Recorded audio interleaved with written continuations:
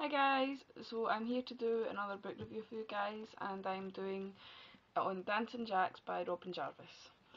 And when I did my book haul, my last book haul 4, this was in it, and I had read maybe about 100, 200 pages, and at that point I absolutely loved this book. If I had to have rated it at that point, I'd have been giving it a 5. I really, really liked it. But as the book got on and on and on, I started to realise that it was as if the author lost the story for a bit. It was like he had this great story building up, and then when you started to find out things about it, it became something completely different. And I can't really say what it is without ruining it for you, because I mean, there's a lot of people out there that would really like it. But me, it ruined the book. It really ruined the book, and I mean, there's a sequel out next year, and I don't know if I'm going to read it now that I know what's going on. But it's basically about a book called Dancing Jacks, Jack, and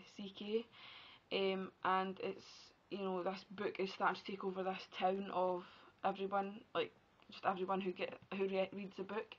They start to act out a certain character that they become in the book, and there's only a few in it.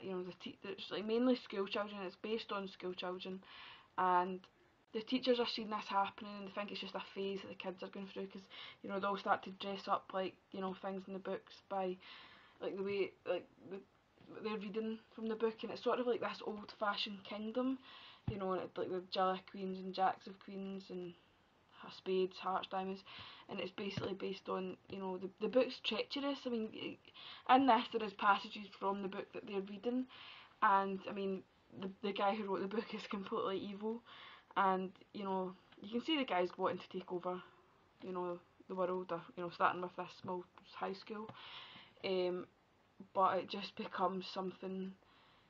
It just started out so great. I loved that idea of it, and it was brilliant, and then it became this other thing, and it was almost as if the author was degrading our society through life, the way we live, the way it used to be and the way it is now, without, I don't even know if he was realising he was doing it, to be honest.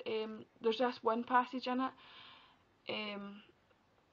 that describes that completely, about the way school children behave these days, the way parents treat their children these days, and it felt to me like a big rant about how society's run. And if I wanted to read something like that or watch that, I would watch the news. I don't need that from a book.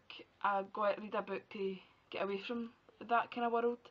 And I just felt as if this was. There's more to it than that, there is, but I don't want to spoil it, because I mean, a lot of people would probably like it, but and like I say, halfway in, and this was going to be a 5.